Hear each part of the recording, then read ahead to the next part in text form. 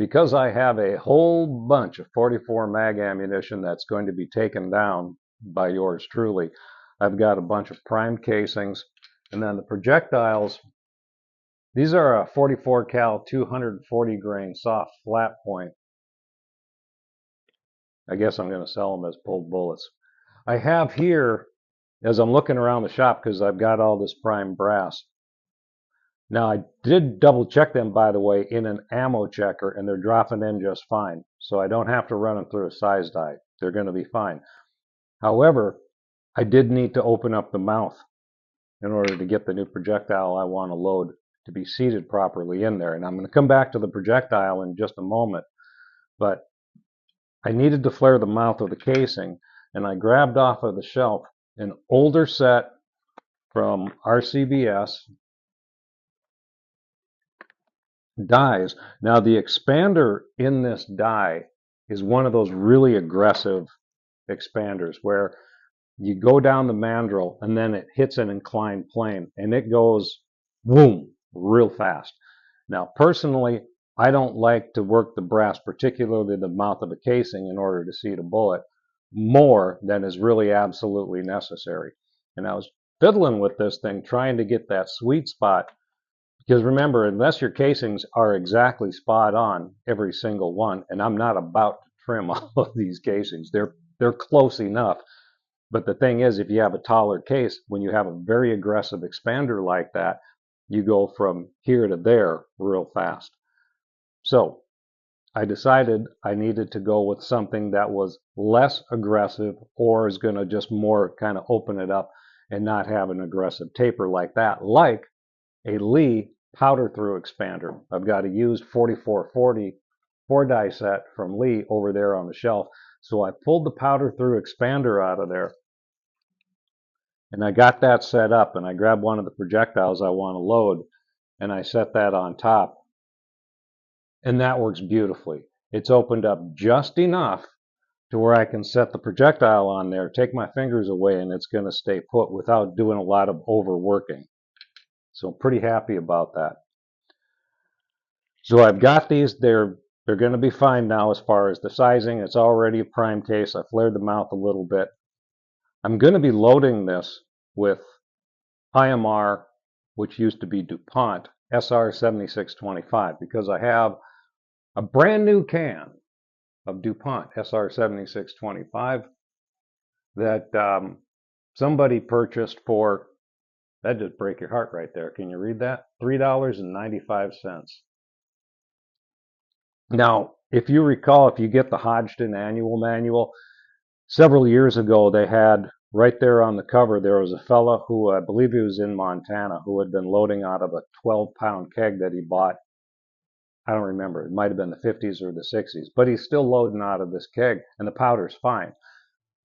If you have stored it properly, you don't want it to get above 140 degrees in the summer. You don't want it freezing in the winter. You keep the cap on tight. Keep it out of direct sunlight.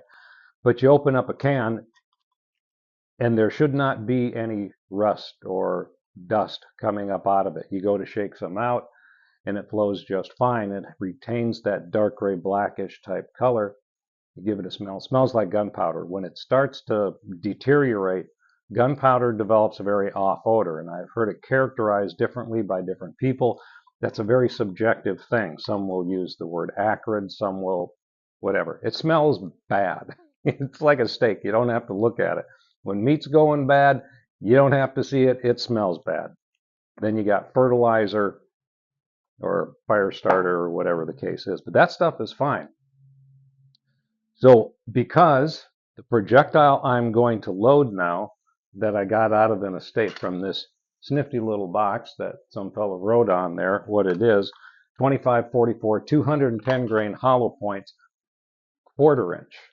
Now 1/4 inch because this was, and I don't know the original manufacturer of the projectile, probably a 240 grain jacketed hollow point that somebody, because all of them are very concentric and consistent, look like they were chucked up into a lathe and somebody took a 1/4 inch drill and made that hollow cavity bigger than what they started with.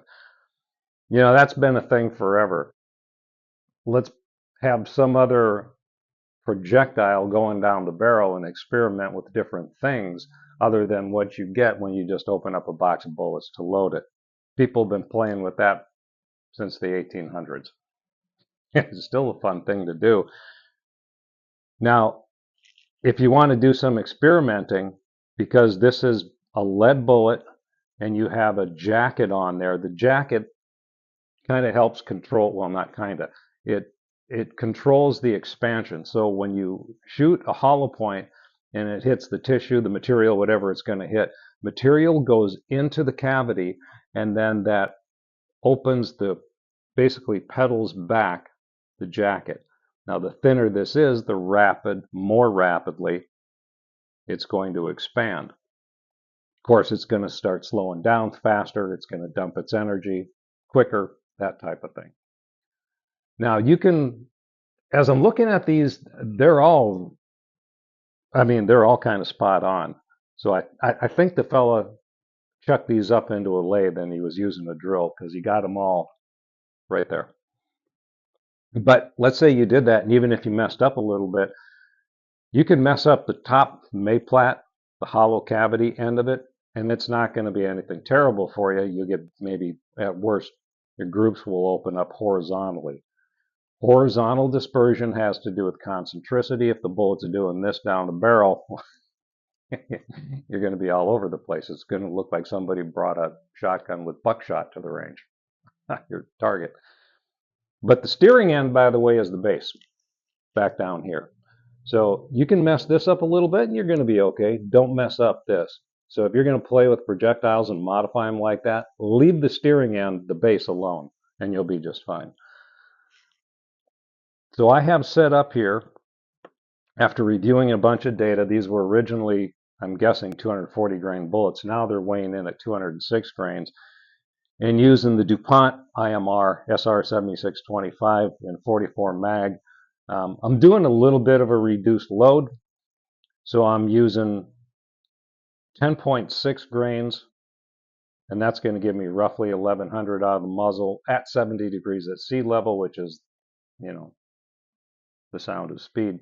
But I'm probably going to be shooting these at a higher elevation, I'm thinking, closer to 5,600 feet. So my velocity is going to go up, and I am going to get the sonic crack. If I shoot them closer to sea level, I'm probably going to be just subsonic. But that's the difference when you're kind of on the edge like that. But for what I want to do, I'm cool with it. That's why I've decided on that powder charge. Also, the people who will be shooting, keeping those folks in mind. See, that's one of the beauties of hand loading, is you can take all these considerations into account, and you can accommodate so many people. I mean, I can take the wife, the kids, grandkids. You take all these different people to the range, and you've got like 5 different loads, and you've got one gun. Everybody can shoot it, a load that's to their liking, and everybody's having a great time. That's one of the absolute beauties about reloading and shooting, making it a family affair. So I have here, let's do one. I've already done 3. I've got 22 more to go. Drop a powder charge here. Now I'm pretty persnickety when it comes to my powder charge.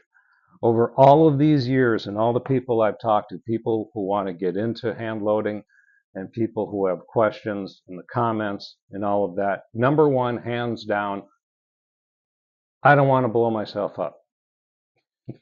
Good. I'm glad you don't want to blow yourself up. That happens because it gets back to why I'm taking down this 44 mag to begin with. You've got to pay attention to the powder charge. You're not figuring anything out. All you're doing is you're looking in a book and you're following a recipe. The book says, here's the starting powder charge, here's the maximum. There's your window, stay in the window, stay in your lane. How do I know I am? I've got a scale, and I'm weighing my powder charges. Now, even a bazillion cartridges later, I still weigh just about every single one. Sometimes I'll skip a couple before weighing them when I know I've got a dispenser like this one that is just so consistent. Or if you're using an electronic one that's dropping onto a digital scale, well, it's telling you what it is on every single one. Fine, you can go that route. And the other thing is don't overcrimp. I'm taking down all of this 44 mag ammunition because the powder charge was not correct, very inconsistent, all over the place, and also it was way overcrimped. Now, one of the things, as long as I'm getting into this, one of the things I think this fella ran into with the problem with the powder charge with this is particularly on progressive machines, you can run into what is called stacking. So the powder drops through the funnel and it starts to fall through into the casing, but not all of it drops because it sort of gets into the pinch point, so to speak, of the funnel. So let's say we're loading 44 mag and we're using H110 with a 240 grain bullet. And well, the fella actually chose a lighter powder charge than he should have to begin with. But let's say that you are going to load 19.5 grains. In stacking, what can take place is maybe 5 or 6 grains drop into the case and then it sort of plugs or stops right there. You pull the handle and it cycles to the next position. The next case comes up beneath the powder through expander and it drops not only the rest of that powder charge, but the normal powder charge coming in behind it, and it pretty much fills the casing. The one ahead of it has this much powder, and the one coming subsequent to it is a massive overcharge. And I know that was probably I don't know this for a fact. I suspect that was the case because as I'm pulling bullets and I'm dumping out the powder, some of them had a little bit, and the next one, the powder was compressed. So that tells me light stacking. That's how guns come apart. You couple that with a massive overcrimp. The only thing that can happen right there is disaster, right? Because the first one, maybe you get a squib, it gets stuck in the barrel, and the next one coming behind it is a massive overload. Oh, brother, I don't want to be anywhere near that firearm when he touches off that second one. It is not going to be good. Just pay attention to the powder charge. Number one, pay attention to your powder charge. You do that, you are golden. So I've got here, because I just verified it on my scale, I've got 10.2 grains. I'm going to dump that in. I'm going to come over here. I'm going to seat one of these projectiles, run that up most of the way, give it a quarter turn, run it all the way up. And that just looks beautiful. Now I'm going to crimp this in a separate operation, and I'm going to do a relatively mild crimp. Crimping is to keep a projectile right where you put it. If you are shooting like a contender, a single shot, right? Bang, and it goes out the barrel. Crimping is about making sure everything else that's in like the tube magazine or the cylinder doesn't move on recoil or the jostling of the firearm. That's the whole purpose of crimping, is to keep it where you put it on recoil or as you're handling the firearm. Keep that in the back of your head. Don't over crimp something. There's no reason to crimp heavier than it should be. And of course, the other hand, you can get yourself into trouble if you don't crimp at all when it should have been. And on recoil on a revolver, the bullet's pulling out, or on a lever action rifle, on recoil, the cartridge waiting to be fed up next into the chamber is getting hit by the weight of all the cartridges ahead of it in the tube magazine, and it gets shoved deep into the case, and you're cycling the gun quickly, doing like cowboy action shooting, and all of a sudden you got an overload because that projectile went from here down to there, and that's bad too. Very simple rules. Pay attention to the powder charge and do an appropriate crimp. Happy trails.